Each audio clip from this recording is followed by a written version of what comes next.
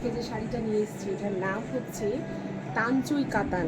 Self ওয়ার্কটা দেখে নাও আগে, একদম একটা সুন্দর সেলফ ওয়ার্ক রয়েছে, তার সাথে রয়েছে এরকম জরির কাজ। ঠিক আছে, আমি শাড়িটা পুরো আজকে খুলে দেখাতে পারবো না, কারণ ভাজ নষ্ট হয়ে যায় শাড়িগুলো। খুবই সুন্দর, খুব সুন্দর, ট্রাস্ট মি, ভীষণ সুন্দর। শাড়িটা দেখেই বুঝতে পারছো।